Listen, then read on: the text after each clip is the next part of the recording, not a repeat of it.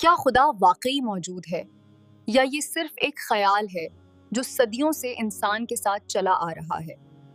आज हम देखेंगे मुफ्ती शमाइल और जावेद अख्तर का द बीट, एक ऐसे सवाल पर जिसने फलसफा, मजहब और अक्लमोद सबको चैलेंज किया है। ये बहस ईमान और इनकार के दरमियान नहीं, बल्कि सवाल और सोच के दरमियान है। इसका हम सिर्फ क्रूज राउंड देखेंगे। जावेद अख्तर और मुफ्ती शमाइल के दरमियान होने वाली ये गुफ्तगू आपके ईमान को ताज़ा करने देगी इंशाअल्लाह। और अधिकतम 3 वाक्यों में अपना सवाल पूरा करना है। कई लोग सवाल की जगह भाषण देने लगते हैं, उससे आज बचना है। जी मुफ्ती साहब, पहला सवाल आपका। 16 मिनट हैं, हम दोनों लोगों के सवाल लेंगे। जी जी बहुत शुक्रिया। आपकी जो अभी बात हुई बहुत अहम थी, मैं इसको चाहूँगा कि आगे डिस्कस करूँ, लेकिन चूँकि अभी ये वो सेगमेंट है क्रॉस एग्जामिनेशन, तो सबसे पहला सवाल आपसे ये है कि जो मैं इतनी देर से कॉन्टिंजेंसी आर्ग्यूमेंट आपको बता रहा था, ये अकल से ही बता रहा था हजरत, आप ये बताएं कि आप इन्फिनिट रिग्रेस ऑफ कॉजेस को पॉसिबल मानते हैं या नेसेसरी बीइंग के एग्जिस्टेंस को सही समझते हैं? चूंकि 2 ही ऑप्शन हो सकता है, आप ये बताएं। देखिए, आपको मैं ईमानदारी से बात करूं, एक तो मैं कॉन्टिजेंसी वर्ड ठीक से समझता नहीं, और इस वक्त भी जो आपने अंग्रेज़ी के अल्फाज इस्तेमाल किए वो ज़रा थोड़े से मुझे डिफ़िकल्ट और कॉम्प्लिकेटेड लगे, तो आप ज़रा सिंपल ज़बान में सवाल कर सकते हैं? बिल्कुल कर सकता हूँ जी। यूनिवर्स की हर चीज़ कॉन्टिंजेंट होने का मतलब ये है कि वो अपने एग्जिस्टेंस में किसी के ऊपर डिपेंडेड है। जो भी चीज़ डिपेंडेड होगी वो चीज़ इंडिपेंडेंट नहीं हो सकती, तो उसका कोई ना कोई कॉज होगा। तो अब आप क्या समझते हैं कि ये इन्फिनिट रिग्रेस है, यानी कॉज पर कॉज, कॉज पर कॉज, कॉज पर कॉज, और कभी कोई यानी ये एंडलेसली चलता रहा? क्योंकि अगर ऐसा होगा तो हम तो एग्जिस्टेंस में आते ही नहीं। लॉजिकली ये मुत्तफक अलैह चीज़ है, मुत्तफक अलैह, अग्रीड अपॉन। ओके, इस पे हमने एग्री किया था कि मुश्किल शब्द आएगा तो अर्थ बताना पड़ेगा। तो इन्फिनिट रिग्रेस तो पॉसिबल नहीं है, तो कहीं ना कहीं आपको रुकना पड़ेगा ऐसे नेसेसरी बीइंग पर। नहीं, कोई ज़रूरत नहीं रुकने की। किसने कहा आप रुकना पड़ेगा? आप रुकते हैं खुदा पे, आप नहीं रुकते। आप कहते हैं वो हमेशा से, जब उस वक्त से है जब वक्त नहीं था। आप कहाँ रुकते हैं कि अब हुआ था वो? आप नहीं कहते। हम क्यों नहीं मान सकते कि यूनिवर्स जो है और बल्कि मल्टीवर्सेस जो है वो हमेशा से हैं, वो बनती है, बिगड़ती है। एक हमारे यहाँ एक चीज़ है, ब्लैक होल, वो समेट लेता है वापस, फिर ब्लास्ट होता है, फिर फैल जाता है। और इसमें हमारी तो खैर कोई औकात ही नहीं है। इंसान की एक छोटे से ज़र्रे पे हम 50-60 साल की उम्र रखते हैं, जो करोड़ों अरबों साल की कायनात है उसमें, और पैदा भी नहायत ही बेहुदा वजह से हुए थे। तो इसमें ये सोचना कि इसकी वजूहात और ये क्यों है, ये डिपेंडेंट है, ये हम देख रहे हैं। क्या मालूम? आप सोचिए कि ये जो फैल रही है कायनात, ये कहाँ फैल रही है, ये कहाँ जा रही है, और ये फैल क्यों रही है? अरे बना ली थी तुमने, रुको भैया, काफ़ी है। ये फैल क्यों रही है? ये और कौन सी कायनात जिसे मैं दूरबीन से देखता हूँ तो 2 बिलियन लाइट ईयर पे है, उससे मेरा कोई वास्ता ही नहीं है। 2 बिलियन ईयर यानी अगर मैं 80,000 माइल्स पर सेकेंड से चलूँ तो 20 करोड़ साल में वहाँ पहुँच जाऊँगा। इसकी ज़रूरत क्या थी? ये दुनिया, ये कायनात तो इंसान अशरफुल मखलूक़ात के लिए बनाई गई ना। तो ये सब ये टर्म समझ में नहीं आया, इसमें कोई ख़ास समझने वाली बात थी भी नहीं। ये जो अल्टीमेट कहा यह जाता है कि ये जो पूरी यूनिवर्स है, ये जो दुनिया है, ये इंसान के लिए बनाई गई। अच्छा, ये सब इंसान के लिए। क्यों साहब? सही है ना? बिल्कुल, लेकिन इसका ये मतलब नहीं कि किसी चीज के पीछे रीजन आपको नहीं पता तो रीजन नहीं है। इसे कहते हैं नहीं, मुझे नहीं पता, लेकिन मेरी जिम्मेदारी नहीं है। वो बिल्कुल सही कहा था उसने, बर्टन रसल ने। आपने उसे मजाक में टाल दिया कि भाई आप एक दावा कर रहे हैं, मैं क्यों कहूँ कि ये गलत है दावा? आप प्रूफ कीजिए, मेरे पे जिम्मेदारी ही नहीं है, मैंने थोड़ी कहा है। आप प्रूफ कीजिए कि ये सही है। आप आर्ग्यूमेंट ऑफ कॉन्टिजेंसी का जवाब ही नहीं दे रहे हैं। पूछना चाहेंगे? आप सवाल पूछना चाहेंगे मुफ्ती साहब से? क्योंकि ये क्रॉस एग्जामिनेशन का दौर है। आप जैसे पहले बोल रहे थे फेथ को लेके कुछ, मैं ये पूछना चाहूँगा कि खुदा ने जो भी रेवलेशन किए हैं, एक मज़हब के लिए बहुत से मज़हबों में किए हैं, अलग अलग रेवलेशन है। कहीं कुछ एक बातें हैं, कॉन्ट्रडिक्शन भी है आपस में, कहीं कुछ आप कर सकते हैं, कहीं कुछ नहीं कर सकते। ऐसा नहीं है कि सबकी कोड ऑफ मॉरल एक है। तो ये किस्सा क्या है? अब आप ये देखिए कि मुझे कभी कभी लगता है कि जो फुटबॉल फाइनल होता है, लाखों लोग होते हैं, फिर वो टीवी कवर कर करोड़ों लोग, अगर उसमें खुदा की एक बूमिंग आवाज़ आ जाती, मैं गॉड हूँ, तो सारे लोग अभी सुन लेते और टीवी पे भी सुन लेते, किस्सा खत्म होता। ये इतनी राजदारी क्या है कि तुम सामने कुछ तो सबूत दे दो हमें सॉलिड। ये कह साहब ये यूनिवर्स कैसे बनी, इससे मसला क्या हल होगा? मैं पूछूंगा आपसे खुदा कैसे बना, क्यों नहीं पूछूंगा कैसे बना? बल्कि वो तो कायनात से कहीं ज़्यादा इंटेलिजेंट है, कायनात से कहीं ज़्यादा कॉम्प्लेक्स। जी वो हमेशा से है, आप कहेंगे मैं मान लूँगा।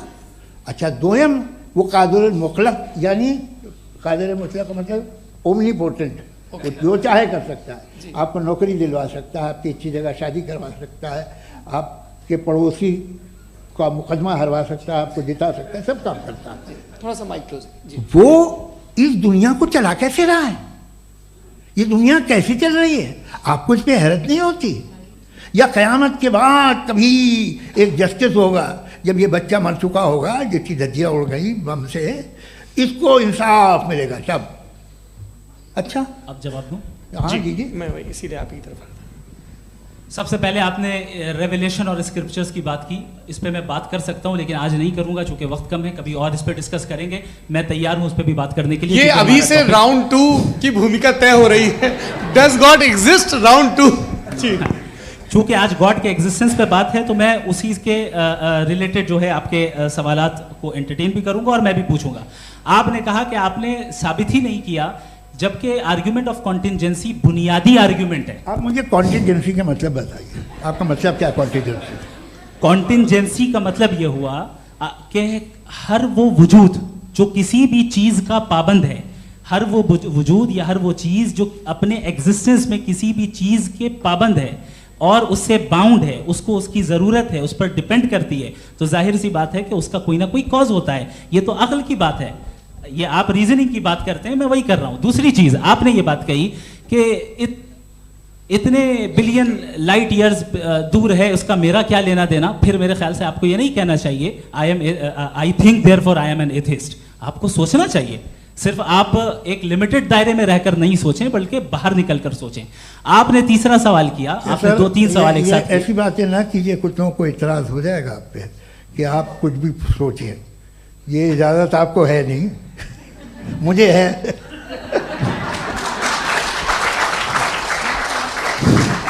जी।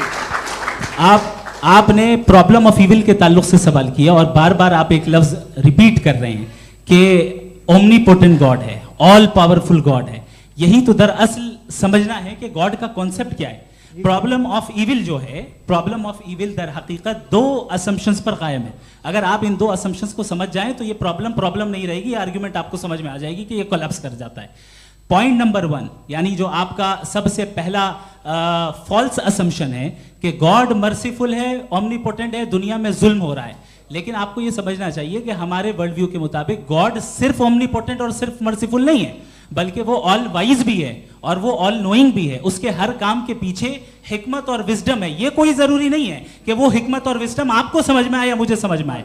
अगर आप जो समझ रहे हैं उसके मुताबिक आप फैसला कर रहे हैं, ये लिमिटेड पर्सपेक्टिव से आर्ग्यूमेंट है। और इस चीज को हम अपनी दुनिया में, अपने लाइफ में, डेली लाइफ में इस प्रिंसिपल को एक्सेप्ट करते हैं। हम जब किसी डॉक्टर के पास जाते हैं, डॉक्टर के पास जाकर वो अगर उसने हमें कोई दवाई दी है तो हम ये तो नहीं कहते कि जब तक आपके पास जितना नॉलेज और जितना विजडम नहीं है, आपने क्यों ये दवाई दी है, तब तक हम इस चीज को एक्सेप्ट नहीं करेंगे।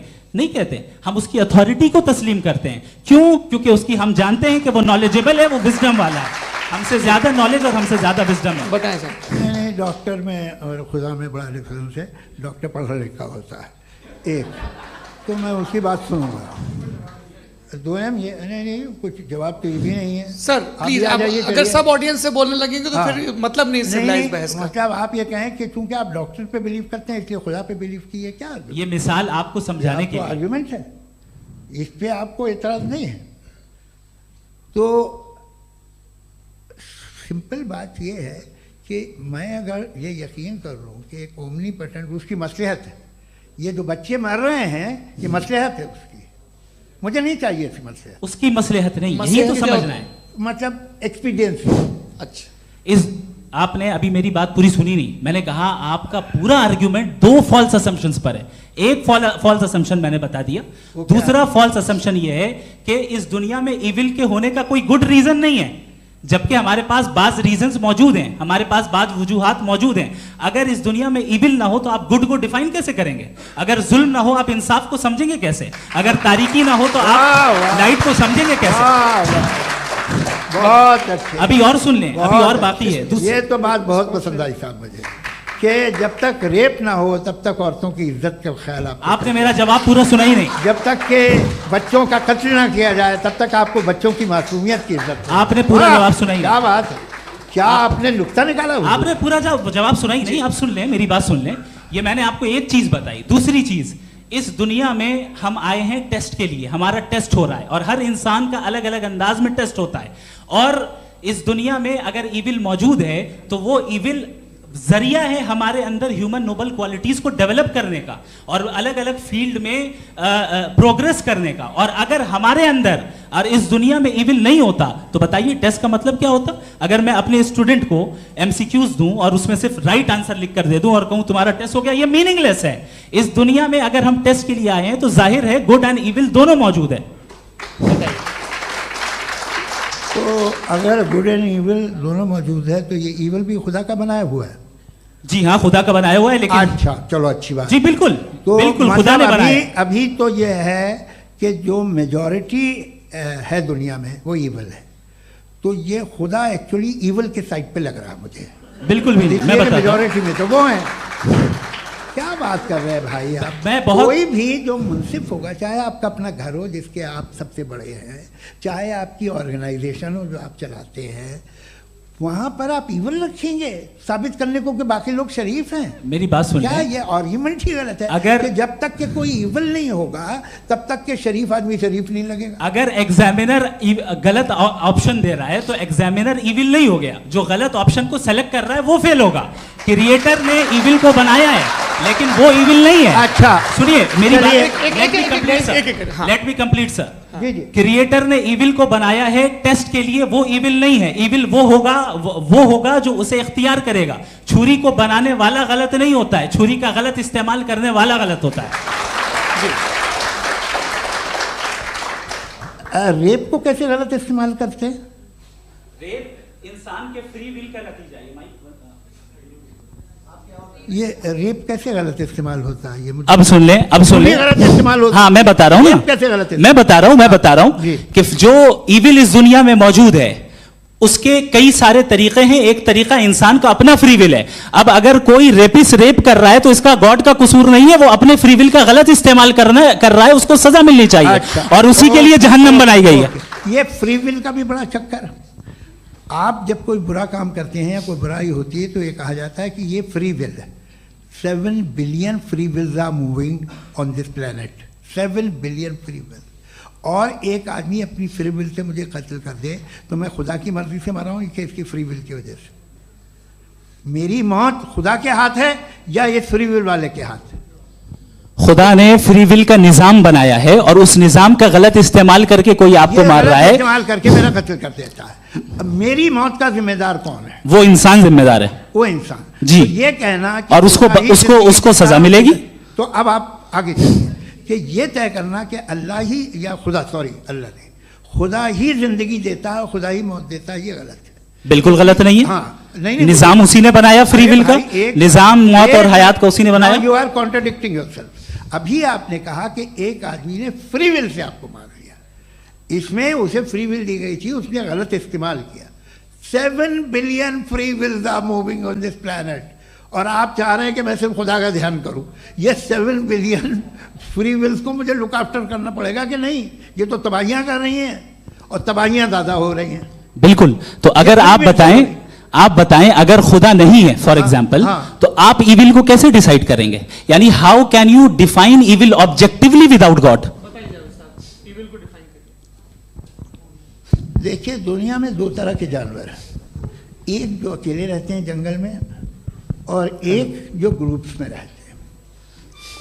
ग्रुप में जो भी रहेगा, चाहे वो आपका फाउंडेशन हो, चाहे कोई क्लब हो, चाहे कोई पॉलिटिकल पार्टी हो, चाहे कोई यूनिट हो, उसमें आपको इंटरैक्ट करने के रूल बनाने पड़ेंगे। यानी लोग तय करेंगे। लोग तय करेंगे। अगर लोगों ने ये तय किया कि किसी का रेप करना सही है, आप जस्टिफाई करेंगे? नहीं, आपका फाउंडेशन तो ये हो गया ना कि लोग ही विल डिसाइड करेंगे। नहीं, अरे दुनिया में ऐसे ग्रुप्स हैं जो रेप को जायज़ मानते हैं सर्टेन हालात में। मैं डिटेल में नहीं जानूंगा, आप भी जानते हैं। ये जो आईसिस वाले थे जिन्होंने क्या किया था, तो उन्होंने क्या किया उसका खुदा से कोई ताल्लुक नहीं है सर। मैंने सिंपल सवाल किया कि ईविल को आप डिफाइन करते कैसे हैं? आइए वापस आइए जी। आप साथ में तभी रह सकते हैं जब कुछ आप ऐसे उसूल डेवलप करें जिसमें हर एक का बेसिक तहफ़्फ़ुज़, हर एक का बेसिक राइट हो और हर एक को कोई आराम मिले। यही तरीक़ा है किसी भी ऑर्गेनाइजेशन जिसमें एक से ज़्यादा लोग हैं और वो ऐसे चलती है ज़िंदगी। उसमें अगर आप गड़बड़ करेंगे तो तबाही होगी, नुकसान होगा, बर्बादियाँ आएंगी। और अगर उसमें आप घर ले लीजिए ना, एक हस्बैंड है, एक वाइफ है, बच्चे हैं, वालदा भी हैं, 2 बहनें भी हैं, एक भाई भी है। अब इसमें कोई निज़ाम आपको चाहिए साथ में रहने का, और एक दूसरे पे भरोसा रहे, एक दूसरे के बहीख्वाह हों, एक दूसरे की मदद करें, ऐसी जिंदगी। सर आपकी बात आ गई। आप ये कह रहे हैं कि लोग डिसाइड करेंगे क्या सही है क्या गलत है, यही है? मेजॉरिटी डिसाइड करेगी क्या सही है क्या गलत है? अरे भाई बिल्कुल। मेजॉरिटी अगर ये कहे कि नाजी जर्मनी के साथ जिस तरह मेजॉरिटी थी कि जेनोसाइड करना सही है, आप जस्टिफाई करेंगे?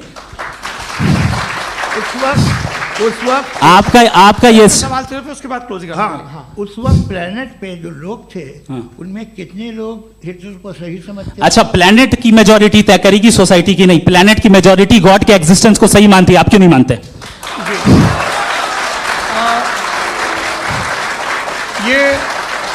हेलो ये क्रॉस क्वेश्चन का राउंड यहाँ पर समाप्त होता है। और ये बड़ा अच्छा है कि इस तरह से फ्रेगमेंट कर दिया गया है ताकि जो मरकरी ऊपर जा रहा है नीचे जवाब दे दूं। जी। प्लेनेट की ज़्यादातर मेजॉरिटी कुछ दूसरे मजहबों के खुदा को मानती है। आप उन्हें क्यों नहीं, आप तो मेजॉरिटी की बात कर रहे हैं। ये क्लोजिंग आप ये कह रहे हैं इविल और गुड को डिसाइड मेजॉरिटी करेगी, मेजॉरिटी जो कर दे वो सही हो जाएगा। क्लोजिंग इसको जैसा आप ही लोगों ने तय किया है उसी फॉर्मेट को फॉलो कर लेते हैं। हाँ भाई, मैंने तो भले लोगों पे एतबार किया और तब मॉडरेशन तय किया। जी, आपके पास 5 मिनट का वक्त है, क्लोजिंग आर्ग्यूमेंट है, उसके बाद हम ऑडियंस से क्वेश्चन आंसर लेंगे जावेद साहब की क्लोजिंग आर्ग्यूमेंट के बाद। ओके, बहुत शुक्रिया जी। हमारा जो टॉपिक है डज गॉड एग्जिस्ट, मैं इस पे इतने एकेडमिक तैयारी करके आया था, मुझे था कि मैंने सोचा था कि कई सारे मैं आर्ग्यूमेंट्स दूंगा, लेकिन वक्त की भी किल्लत और जावेद साहब बार बार इधर उधर चले जा रहे थे तो उसको भी थोड़ा एंटरटेन करना पड़ गया। डज गॉड एग्जिस्ट पे मैं एक ही आर्ग्यूमेंट दे पाया। आर्ग्यूमेंट्स बहुत हैं और डेफिनेटिव आर्ग्यूमेंट्स हैं, और मेरे आर्ग्यूमेंट को किसी एक राउंड में भी इन्होंने एंटरटेन नहीं किया और रेफ्यूट नहीं किया। एक राउंड में भी नहीं, एक राउंड में भी नहीं। और ना ही अभी आपका क्लोजिंग आर्ग्यूमेंट आएगा, नहीं, वो बता देना। Argument of contingency sir. अरे मैं आपसे कई बार कह चुका हूं कंटीजेंसी का मतलब अब मैं कैसे समझाऊं आपको? आपस में आप और कितने आसानी से समझाऊं मैं, मुझे तो नहीं समझ में आ रहा है। आप अपनी आर्ग्यूमेंट ऑफ कंटीजेंसी उर्दू में बोल सकते हैं। हाँ, आप अपनी बात पूरी कर लें जी, आखिरी 4 मिनट। दूसरी चीज, just a minute please ma'am, can I talk? दूसरी चीज ये है कि आपने एक तो इसका जवाब नहीं दिया, दूसरा आपने गॉड के ना होने पर कोई डेफिनेटिव आर्ग्यूमेंट नहीं दिया, सिर्फ मजहब पे बात कर रहे हैं आप। मजहब तो आज हमारा टॉपिक ही नहीं था। आज तो हमारा टॉपिक हो, आप मजहब से ले लेकर आईएस तक चले गए। भाई हमारा क्या ताल्लुक है उससे? We condemn them. और उसका गॉड से क्या ताल्लुक है? अगर कोई गलत काम कर रहा है, किसी ने किसी को कत्ल किया, किसी ने किसी का रेप किया, उसको सजा मिलनी चाहिए। और आपके पास कोई भी rational strong foundation of morality नहीं है। आपने कहा कि मेजॉरिटी तय करेगी सोसाइटी की, वो सही होगा। मैंने कहा हिटलर को फिर आप सही कहेंगे, नहीं, प्लैनेट की सोसाइटी की मेजॉरिटी तय करेगी। तो प्लैनेट की मेजॉरिटी गॉड के एग्जिस्टेंस को मानती है, आप कह रहे हैं ये रिलीजियस है। तो यानी आपके पास कोई स्ट्रॉन्ग फाउंडेशन नहीं है ऑब्जेक्टिव मोरालिटी का। ऑब्जेक्टिव मोरालिटी का अगर कोई फाउंडेशन है तो वो सिर्फ गॉड है, गॉड है, गॉड है। Thank you. सोचने का हक सबको है, फैसला आप पर छोड़ा जाता है। मुकम्मल गुफ्तगू के लिए आप सब मेरी वीडियो के डिस्क्रिप्शन में दिए गए लिंक पर क्लिक करें और मुझे बताकर जाएं, क्या अक्ल ईमान को रद्द कर सकती है या ईमान अक्ल से बुलंद है?